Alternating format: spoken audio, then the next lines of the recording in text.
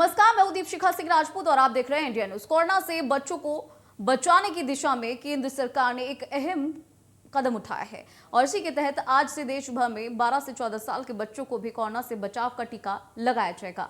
आज से इस अभियान की शुरुआत हो चुकी है। इसके लिए सभी तैयारियां उत्तराखंड स्वास्थ्य विभाग ने पूरी की हैं। साथ ही साथ स्वास्थ्य महानिदेशक उत्तराखंड ने बताया कि आज से सभी जिलों में 12 से 14 साल के 3 लाख से ज्यादा बच्चों को टीका लगाने का लक्ष्य रखा गया है। देहरादून में वैक्सीनेशन शुरू हो चुका है। कई जिलों में टीकाकरण की शुरुआत हो चुकी है। 12 से 14 साल के बच्चों का टीकाकरण शुरू हुआ है और ये आपको, जैसा कि अभी आपको बताया कि 3 लाख से ज्यादा बच्चे हैं जिनको टीका लगाने का लक्ष्य रखा गया है।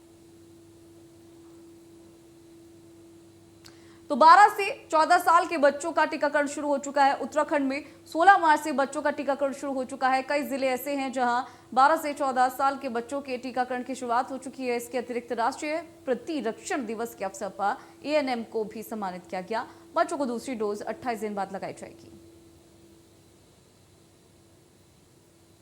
जिला चिकित्सालय कोविड में इसमें फर्स्ट आया, तो इसमें मैं जो है अपने जितने कर्मचारी और जितने डॉक्टर्स हैं उनको हृदय से धन्यवाद देता हूँ। साथ ही मैं जो अपने ज़िले की जो जनता है उसको भी धन्यवाद देता हूँ कि समय पर आए और समय पर आते ही उन्होंने जैसी बीमारी उनको लगा लक्षण लगे बुखार में, वो आकर के उन्होंने अस्पताल में दिखाया और जिस वजह से हमने इस बीमारी पर काबू कर पाए। साथ ही साथ जो हमारा टीकाकरण की जो व्यवस्था थी बहुत अच्छी थी। उत्तरकाशी जनपद में हमने 100% टारगेट फर्स्ट डोज का, सेकंड डोज का जो लगाया। इवन अब हम थर्ड डोज पे भी जो लगा रहे हैं, बूस्टर डोज है वो भी हमारी चल रही है। और भारत सरकार की गाइडलाइंस, भारत सरकार की जो जितनी भी जो गाइडलाइंस थी, और अब जो है देखिए पहले 16 साल तक के बच्चों के लिए था, अब जो है 12 साल से ऊपर तक के सब बच्चों के लिए जो टीकाकरण की व्यवस्था कर दी गई है। और इसी खबर पर ज्यादा जानकारी के साथ देहरादून से हमारे संवाददाता रोहित जुड़ गए हैं, तो उत्तरकाशी से धर्मेंद्र हमारे साथ जुड़ गए हैं ज्यादा जानकारी के साथ। सबसे पहले रुक कर लेते हैं देहरादून का। देहरादून में किस तरीके की तैयारियां की गई है टीकाकरण को लेकर, और क्योंकि आज शुरू हो चुका है तो किस तरीके की व्यवस्थाएं वहां पर देखने को मिल रही है, तमाम अपडेट आपसे विस्तार से चाहेंगे। बिल्कुल, देखिए कुल मिलाकर देखें तो जहां पहले टीकाकरण अभियान जो है एज ग्रुप वाइज शुरू किया गया था, और वर्तमान समय की अगर बात करें तो 12 से 14 साल के जो बच्चे हैं उन बच्चों को टीकाकरण लगाए जाने की प्रक्रिया आज से शुरू हो गई है। हालांकि प्रक्रिया पूरे देश भर में शुरू हुई है। अगर उत्तराखंड की बात करें तो करीब 3,92,000 बच्चों को टीकाकरण लगाने का लक्ष्य रखा गया है। इसके परिप्रेक्ष्य सापेक्ष जो अगर देखें तो केंद्र सरकार ने टीकाकरण की जो डोजेज है वह भी करीब 4 लाख के आसपास भेजी जा चुकी है। तो कुल मिलाकर कह सकते हैं कि व्यवस्थाएं पूरी तरह से जो पहले ही किए जा चुके थे, क्योंकि यह पहले दिशा निर्देश जारी किए गए थे कि आज से यानी कि 16 तारीख से जो है टीकाकरण अभियान पूरे देश भर में शुरू हो जाएगा। इसके मद्देनजर जो फिलहाल कुछ सेंटर ही बनाए गए हैं, क्योंकि बच्चों का रजिस्ट्रेशन न हो पाने के चलते जो है बच्चे वहां सीधा पहुंच रहे हैं और वहां बच्चों को पेरेंट्स ले जा रहे हैं और वहां पे वैक्सीन लगाया जा रहा है। इसके अतिरिक्त अगर बात करें, जब स्कूल खुलेंगे तो स्कूल खुलने के बाद जो है स्कूलों में भी कैंप लगाए जाएंगे ताकि सभी बच्चों को जल्द से जल्द टीका दिया जा सके। इसी में एक चीज बताना चाहिए कि 28 दिन की मोहलत रखी गई है। 28 दिन बाद बच्चों को दूसरी डोज भी लगने की प्रिकॉशनरी, जिस तरह से देखा गया कि अगर हम वयस्क की बात करें, 18 प्लस उम्र के लोगों की बात करें, तो उनमें करीब 90 दिन का समय है, यानी कि एक डोज लगने के बाद 90 दिन बाद दूसरी डोज लगेगी। लेकिन बच्चों में इसको बदल करके जो है 28 दिन बाद दूसरी डोज लगने की बात कही ताकि वो पूरी तरह सिक्योर हो जाए। तो इसको लेकर के भी प्रक्रिया पहले चल रही थी। अगर बात करें व्यवस्थाओं को लेकर के, पूरी इंतजाम किए गए हैं। कोविड सुरक्षा से बचाव के लेकर के भी तमाम व्यवस्था की गई ताकि कोई बच्चा मास्क लगा के आएगा, हैंड सैनिटाइज करेगा, फिर से वैक्सीन लगाई जाएगी, उसी हैंड सैनिटाइज करने के बाद फिर वापस जाएगा। तो कुल मिलाकर व्यवस्था काफी चाक-चौबंद की गई है। जी ठीक है रोहित, हमारे साथ बने रहिए। धर्मेंद्र चौधरी का रुख कर लेते हैं, हमारे साथ जुड़े हुए हैं उत्तरकाशी से। धर्मेंद्र, किस तरीके की व्यवस्थाएं उत्तरकाशी में की गई हैं? फिलहाल कितने सेंटर्स वैक्सीनेशन के यहाँ पर बनाए गए हैं? किस तरीके की प्रतिक्रियाएं बच्चों की मिल रहे हैं? ये तमाम अपडेट्स आपसे चाहेंगे। बिल्कुल, देखिए मैं हरिद्वार से मौजूद हूँ और हरिद्वार में भी जो बच्चों को कोरोना से बचाना है उसका जो टीकाकरण है उसकी शुरुआत हो चुकी है। हालांकि हरिद्वार जनपद की बात करें तो हरिद्वार जनपद में 75,000 बच्चों को कोरोना वैक्सीन लगने का ये लक्ष्य रखा गया है। अभी सीएमओ हरिद्वार से बात हुई है, लेकिन होली का पर्व है और आज कह सकते हैं कि प्रतीकात्मक रूप से यह अभी शुरुआत बहुत धीमे स्तर पे हुई है। 2 सेंटर पूरे जनपद में बनाए गए हैं। एक रुड़की में सेंटर बनाया गया है और एक रोशनाबाद में सेंटर बनाया गया है। 2 सेंटर बनाए गए हैं। इसके बाद होली के बाद अब लगातार इस पे जो अभियान है इसे बढ़ावा दिया जाएगा। जो सभी स्कूल हैं, स्कूलों में इन बच्चों को जो 12 साल से 14 साल के बीच के बच्चे हैं, इन्हें वहां पर वैक्सीनेशन लगाया जाएगा। तो कह सकते हैं कि आज हरिद्वार से शुरुआत तो हो चुकी है, लेकिन बड़े स्तर पे आज ये अभियान नहीं चला जा रहा है। लेकिन होली के बाद 19 मार्च से कह सकते हैं कि बड़े स्तर पे अभियान चलेगा और हरिद्वार जनपद में 75,000 बच्चों को कोरोना वैक्सीन लगाने का यहाँ पर लक्ष्य रखा गया है। जी ठीक है धर्मेंद्र, हमारे साथ बने रहिए। देहरादून का रुख कर लेते हैं। रोहित हमारे साथ वहां से लगातार ग्राउंड जीरो से बने हुए हैं। रोहित, क्योंकि आज वैक्सीनेशन का ये पहला दिन है, तो अभी तक किस तरीके की प्रतिक्रियाएं अभिभावकों और बच्चों की देखने को मिल रही है इस वैक्सीनेशन को लेकर? बिल्कुल देखिए, जब अगर हम इससे पहले आपको ले जाना चाहेंगे, जब वैक्सीनेशन की शुरुआत हुई थी, जो बुजुर्ग थे और जो कोरोना संक्रमित थे, उस दौरान जब कोविड के यानी वैक्सीन लगने की शुरुआत हुई थी, उस दौरान लोगों में काफी जागरूकता नहीं थी। यही वजह है कि उस शुरुआती दौर में जो है वैक्सीन लगवाने बहुत कम लोग ही पहुंच रहे थे, बहुत कम लोग ही रजिस्ट्रेशन करवाते। लेकिन जैसे जैसे धीरे धीरे वैक्सीनेशन लगाने की प्रक्रिया तेज हुई, लोगों में जागरूकता फैला, तो लोग खुद आकर वैक्सीन लगवाने शुरू हुए। लेकिन अगर हम बच्चों के परिप्रेक्ष्य में बात करें, तो पहले से ही लगातार इस तरह से प्रचार प्रसार किया गया था कि बच्चों को इससे कोई नुकसान नहीं होगा, बल्कि बच्चों को इसके लिए फायदा है, बूस्टर डोज भी फायदा करेगा। तो इन सब चीजों को लेकर जिस तरह शुरुआत में ही एक अभियान के तौर पर इसको देखा गया, अभियान तेजी से चलाया गया, जिसका फायदा ही हुआ कि अब बच्चों में काफी उत्साह नजर आ रहा है। पेरेंट्स भी, अभिभावक भी काफी उत्साहित हैं बच्चों को टीका लगाने के लिए। तो कुल मिला कहेंगे कि शुरुआती दौर में काफी दिक्कतें होती रही है, लेकिन अब जिस तरह से बच्चों में काफी उत्साह, बच्चे भी खुद टीका लगवाना चाहते हैं, जागरूकता एक काफी अहम रोल होता है। तो खासकर अगर कोई नई चीज योजना शुरू करते हैं, कोविड के बात करें, कोविड के आने के बाद से लोगों में जागरूकता फैलाने के लिए तमाम तरह के अभियान चलाए गए। उसी क्रम में बच्चों के लिए भी अभियान चलाए गए, जिसका नतीजा यह हुआ कि सभी बच्चे काफी उत्साहित है, अभिभावक काफी उत्साहित है, जो खुद बच्चों को लेकर के सेक्टर में पहुंच रहे हैं और बच्चों को टीका लगवा रहे हैं। जी ठीक है रोहित, तो अभिभावक और बच्चे काफी एक्साइटेड हैं वैक्सीनेशन को लेकर। बने रहिए हमारे साथ। हरिद्वार का रुख कर लेते हैं। धर्मेंद्र हमारे साथ बने हुए हैं। धर्मेंद्र, जो प्रोसेस है, जो प्रक्रिया है, किस तरीके की अपनाई जा रही है? किस तरह से बच्चे रजिस्ट्रेशन कर रहे हैं अपने नाम का, और किस तरह से वो कैंप में पहुंच रहे हैं, सेंटर पर पहुंच रहे हैं? तमाम प्रोसेस आपसे जानना चाहेंगे। देखिए, बिल्कुल, जो सेंटरों पे 2 सेंटर हरिद्वार जनपद में बनाए गए हैं। पहले बच्चे का रजिस्ट्रेशन कराया जा रहा है, उसके बाद उसे वैक्सीनेशन यहाँ पर दिया जा रहा है, वैक्सीन लगाई जा रही है। सबसे बड़ी बात यह है कि आज चूंकि शुरुआत हुई है, तो अभी ज्यादा सेंटरों पर भी भीड़ नहीं है और उसके साथ साथ ही 2 सेंटर जनपद में बनाए गए हैं। लेकिन आज से शुरुआत हो गई है। हालांकि हरिद्वार की अगर बात करें तो यहाँ कई ऐसे सेंटर हैं जो वहाँ पर डेमो वैक्सीनेशन वहाँ पर लगाया जाता है। यहाँ पर स्कूल एक सेंटर है, वहाँ पर बड़ी संख्या में जब भी वैक्सीनेशन हुआ है तो वहाँ पर बड़ी संख्या में लोग पहुंचते हैं, वहाँ पर वैक्सीन कराते हैं। तो अभी वो सेंटर शुरुआत नहीं किए गए हैं। अभी जैसे मैंने बताया था कि 2 सेंटर बनाए गए हैं और आज का जो शुरुआत है, शुरुआत में ज्यादा ना उत्साह है ना ज्यादा भीड़ है। लेकिन होली का बीच में ये पर्व है और होली के पर्व के बाद जैसा अधिकारी से बात हुई है, 19 मार्च से सभी सेंटर अधिकतर खोल दिए जाएंगे। सभी सेंटरों में वैक्सीनेशन किया जाएगा बच्चों को। इसके साथ ही जो स्कूल कॉलेज हैं, तो वहां भी बच्चों को वहां पर वैक्सीनेशन दी जाएगी। तो बड़े स्तर पे जो शुरुआत होगी वो 19 मार्च से हरिद्वार जनपद में होगी।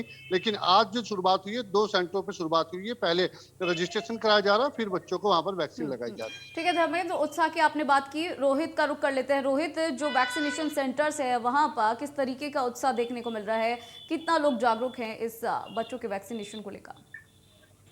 बिल्कुल देखिए, वैक्सीनेशन को लेकर बच्चे काफी जागरूक भी हैं, क्योंकि शुरू से एक जागरूकता अभियान चलाई गई थी। क्योंकि पहले जो देखा गया था कि लोग वैक्सीन से काफी भाग रहे थे, लेकिन जब लोगों में जागरूकता फैली तो वैक्सीन की कमी होने लगी। लोग काफी तादाद में सेंटर पहुंच रहे थे, लेकिन वैक्सीन खत्म हो जा रहा था। तो वही हाल इस समय देखा जा रहा है, क्योंकि अभी जो स्थिति है, जैसा कि धर्मेंद्र ने हरिद्वार से बताया, वही स्थिति पूरे प्रदेश भर में है। फिलहाल अभी कुछ सेंटर ही अभी खोले गए हैं, क्योंकि होली का पर्व है।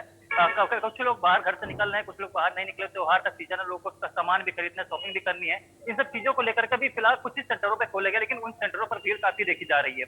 लोगों में काफी उत्साह भी है। और होली के बाद, यानी 18 तारीख को होली है, 19 तारीख के बाद सभी लगभग सेंटरों को खोल दिया जाएगा। उसके बाद जो स्कूल हैं, स्कूल के बाहर भी एक कैंप लगाया जाएगा, वहाँ के बच्चों को जो है वहाँ से वैक्सीन लगाई जाएगी। तो कुल मिलाकर कहें तो व्यवस्थाएं धीरे धीरे अभी फिलहाल आगे बढ़ाया जा रहा है, और जल्द ही यानी कि होली के बाद 19 तारीख को जो है पूरे प्रचंड यानी पूरी जोर तरीके से प्रदेश भर में वैक्सीन का अभियान जोरों शोरों चलाया जाएगा। हालांकि बच्चों में काफी उत्साह देखा जा रहा है, अभिभावकों काफी उत्साह है। तो यही वजह है कि बच्चों को लेकर के बाद जो कुछ लोग यानी कि जिनको शॉपिंग कर चुके हैं, यानी कि होली के बाद थोड़ा फुर्सत मिलती है, वो लोग पहुंच रहे वैक्सीन सेंटर और वैक्सीन लगवा रहे हैं। तो कुल मिलाकर कहीं ना कहीं लोगों में काफी उत्साह भी है। और इसको लेकर के देखा जाए तो वैक्सीन जो अभी फिलहाल लक्ष्य रखा गया, 3,92,000 का लक्ष्य रखा गया है, जो उम्मीद की जा रही है कि जल्द ही पूरा कर लिया जाएगा। जी ठीक है, हरिद्वार का रुख कर लेते हैं। धर्मेंद्र के पास पहुंचते हैं। धर्मेंद्र, ये जो कॉर्बेवैक्स वैक्सीन लगाई जा रही है बच्चों को, ये कितना असरदार है, कितना % असरदार है, ये आपसे जानना चाहेंगे इसके बारे में। देखिए, अभी तक तो दावा यही है कि ये काफी असरदार है, क्योंकि अभी तक पहले बुजुर्गों को वैक्सीनेशन लगा के उन्हें सुरक्षित किया गया। उसके बाद सभी जो आयु वर्ग के लोग थे, धीरे धीरे उन्हें सबको वैक्सीनेशन लगाई गई है। उसका असर भी साफ तौर पे यहाँ पर दिखाई दिया है कि पूरे देश में जब दूसरी लहर आई, बाद में लहर आई, तो काफी लोग जिनके वैक्सीनेशन लगी हुई थी वो सुरक्षित रहे हैं और कम कोरोना पॉजिटिव हुए हैं। तो अब काफी रिसर्च के बाद ये जो वैक्सीन अब लगाई जा रही है, तो इसके दावे किए जा रहे हैं कि बच्चों पे ये कारगर है और बच्चों को इससे लाभ मिलेगा और कोरोना जो संक्रमण है उससे बच्चों का इससे बचाव होगा। तो काफी परीक्षण के बाद, जांच के बाद ये वैक्सीनेशन अब लगाई जा रही है और तभी लोगों को विश्वास जगा है इस वैक्सीन के प्रति। तो अब जो अभिभावक हैं वो भी जागरूक हैं और बच्चे भी, चूंकि सबके लग चुकी है। स्कूलों में अभी एक पहले चरण चला था, जो इससे 15 साल से ऊपर के बच्चे थे उन्हें लगाई गई थी। तो बच्चों में भी अब पूरी जागरूक हैं बच्चे भी लगवाना चाहते हैं। तो खुद ही अभी अभिभावक भी तैयार हैं, बच्चे भी तैयार हैं। सबको कॉन्फिडेंस में लेने के बाद ये वैक्सीनेशन किया जा रहा है। ठीक है, ठीक है धर्मेंद्र, तो बहुत बहुत शुक्रिया। रोहित, बहुत बहुत शुक्रिया इस तमाम जानकारी के लिए। तो करेंगे अगली खबर का। उत्तराखंड प्रदेश में कांग्रेसियों की गुटबाजी एक बार फिर से कांग्रेस को ले डूबी है। चुनावी परिणाम में कांग्रेस की हार के बाद से कांग्रेसी दिग्गज एक दूसरे पर हार का ठीकरा फोड़ते हुए नजर आ रहे हैं, जबकि टिकट बंटवारे और सीट पर प्रत्याशियों को चुनाव लड़ाने में भारी झोल किए जाने का आरोप भी लगाए गए हैं। जबकि हाईकमान ने कांग्रेस के हार के बाद प्रदेश अध्यक्ष से इस्तीफा मांग लिया है और प्रदेश अध्यक्ष गणेश गोदियाल ने हार की जिम्मेदारी लेते हुए अपने पद से इस्तीफा भी दे दिया है। हरीश रावत भी हाईकमान से बार बार खुद को पार्टी से निष्कासित किए जाने की गुहार लगा रहे हैं। इस्तीफे की तो हरीश रावत जी तो एक कांग्रेस में ब्रांड है। उनके बिना तो उत्तराखंड में कांग्रेस को मजबूत करना, मैं समझता हूँ, उनको एक्साइड करके या उनको नेगलेक्ट करके तो नुकसान ही होगा पार्टी को। और अगर रावत जी ने इस्तीफा दिया है, इस तरह की कोई बात आई है, तो सामूहिक रूप से बहुत इस्तीफे दिए जाएंगे हरिद्वार से। और जहाँ तक मंथन होगा और कार्यकर्ताओं में जो है जोश के साथ दोबारा लड़ी जाएगी। कांग्रेस एक ब्रांड है, राष्ट्रीय पार्टी है, कोई ख़त्म होने वाली चीज़ नहीं है, आज भी लोगों के अंदर बसती है। इस चीज़ पर मंथन किया जाएगा। सल्ट विधानसभा से नवनिर्वाचित विधायक महेश जीना के द्वारा कर्मचारियों को लेकर दिए गए बयान के बाद से ये मामला लगातार तूल पकड़ता जा रहा है। शिक्षकों और कर्मचारियों से जुड़े विभिन्न संगठनों के कर्मियों ने चौघान पाटा गांधी पार्क में जोरदार प्रदर्शन किया। विधायक जीना के बयान की निंदा करते हुए कर्मचारियों ने कहा कि जनप्रतिनिधियों के रवैये पर सुधार नहीं हुआ तो कर्मचारी सचिवालय और विधानसभा के बाहर धरना प्रदर्शन किया जाएगा। इस दौरान कर्मचारियों की ओर से जिलाधिकारी के माध्यम से मुख्यमंत्री को ज्ञापन भेजा गया।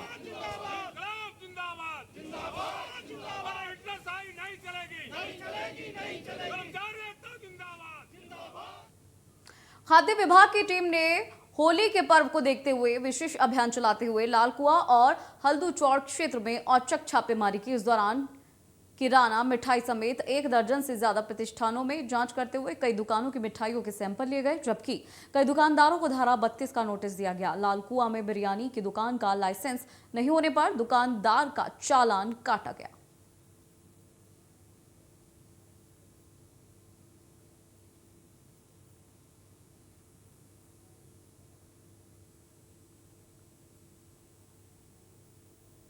तो होली पर खाद्य विभाग ने अभियान तेज किया है। अलर्ट मोड पर है खाद्य विभाग। होली पर इस अभियान को तेज किया गया है। लालकुआ और हल्दूचौड़ क्षेत्र में छापेमारी की गई है। खाद्य सामग्री के सैंपल लिए गए हैं। 3 तारीख से हम लोगों ने अभियान चलाया है और अभी तक लगभग 45 के आसपास हमने नमूने लिए हैं। तो इसी क्रम में हम यहाँ का अभियान चला रहे हैं। आज हमने जांच की है 2-3 दुकानों की। 2 नमूने हमने गुजिया के लिए हैं और त्योहारों को देखते हुए जो चीज़ें ज़्यादा यूज़ होती हैं, जैसे गुजिया है, मावा है, दूध है, पनीर है, इन चीज़ों का निरीक्षण। रंगों और उमंग के त्योहारों से पहले कई स्थानों पर होली मिलन समारोह आयोजित किए जा रहे हैं। प्रेस क्लब हरिद्वार की ओर से भी होली मिलन समारोह का आयोजन किया गया। पिछले 2 सालों से कोरोना के प्रकोप के चलते समारोह आयोजित नहीं किए जा रहे थे। कार्यक्रम में मशहूर कवियों ने समा बांधा। स्कूली छात्र छात्राओं ने भी कई सांस्कृतिक प्रस्तुतियां दी। होली मिलन समारोह में प्रेस क्लब से जुड़े पत्रकारों और उनके परिजनों ने एक दूसरे को रंग गुलाल लगाकर होली की शुभकामनाएं दी। प्रेस क्लब में होली मिलन समारोह का आयोजन किया गया। कार्यक्रम में मशहूर कवियों ने समा बांधा। होली प्रेस क्लब विगत वर्षों से बहुत बड़े स्तर पर मनाता आ रहा है।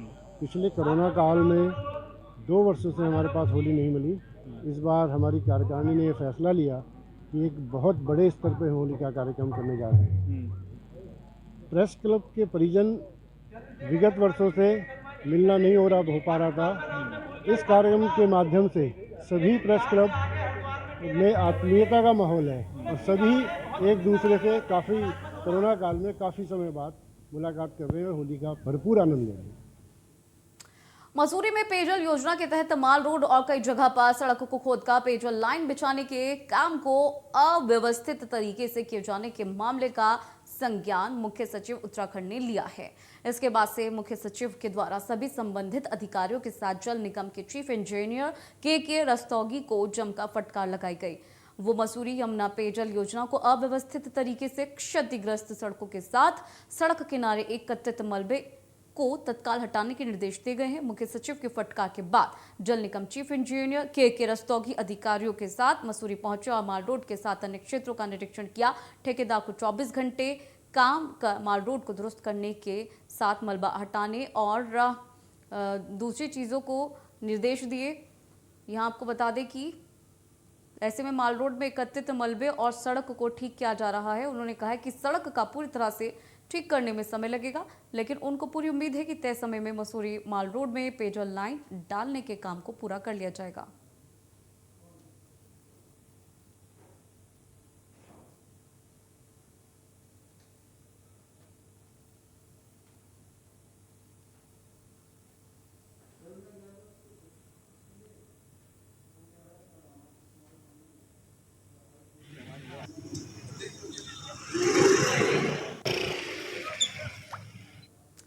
वहीं उत्तराखंड सरकार के द्वारा मसूरी और अन्य पर्यटन स्थल को हवाई सेवा से जोड़ने की कवायद भी अब शुरू कर दी गई है। इसको लेकर मसूरी एसडीएम के नेतृत्व में सिविल एविएशन के लोगों ने स्थानीय प्रशासन और नगर पालिका के अधिकारियों के साथ मसूरी चमन स्टेट मॉडर्न स्कूल राधा भवन स्टेट के साथ कई स्थलों का स्थलीय निरीक्षण किया। इस दौरान मसूरी में हेलीपैड बनाए जाने की कार्य योजना तैयार की गई और इस मौके पर एसडीएम मसूरी और सिविल एविएशन के कैप्टन बीके सिंह के द्वारा क्षेत्रों का निरीक्षण कर हेलीपैड के साथ संपर्क मार्गों का भी निरीक्षण किया गया। एसडीएम मसूरी नरेश दुर्गापाल ने बताया कि शासन के द्वारा निर्देश दिए गए हैं कि मसूरी में हेलीपैड और हेलीड्रोन का निर्माण कराया जाना है, जिसमें 2 से 3 जहाज लैंड कर सके। मसूरी के लिए जो शासन के निर्देश हैं, यहाँ हमें एक हेलीपैड और हेलीड्रोम के शक्ल में एक बनाना है, जिस पर 2-3 जहाज भी एक साथ लैंड कर सकें। पर्पज उसका गवर्नमेंट का ये है कि जो रीजनल कनेक्टिविटी स्कीम है उड़ान योजना, वो और टूरिज्म जो मसूरी का है, इन दोनों को ध्यान में रखते हुए कुछ ऐसा प्लेस तय किया जाए जहाँ पर फ्यूचर में अच्छा सा एक हेलीपोर्ट के रूप में विकसित किए जा सकें। तो उसके लिए हमें प्राइमरी सर्वे आज सिविल एविएशन डिपार्टमेंट के साथ अभी हम जमीन देख रहे हैं। 2-3 साइडें अलग अलग देखी हैं, जो भी फिजिबल साइड होगी और उसकी रिपोर्ट हम गवर्नमेंट को भेज रहे हैं शासन को। शासन उस पर निर्णय लेगा कि जो उनके लिए ठीक लैंड होगी, फिर उसको उस पर आगे जाके फिर कार्रवाई की जाएगी, उसको एक्विजिशन वगैरह की। तो हमारे इस खास कार्यक्रम में इतना ही। रुकेंगे एक ब्रेक के लिए, बने रहेगा इंडिया न्यूज के साथ।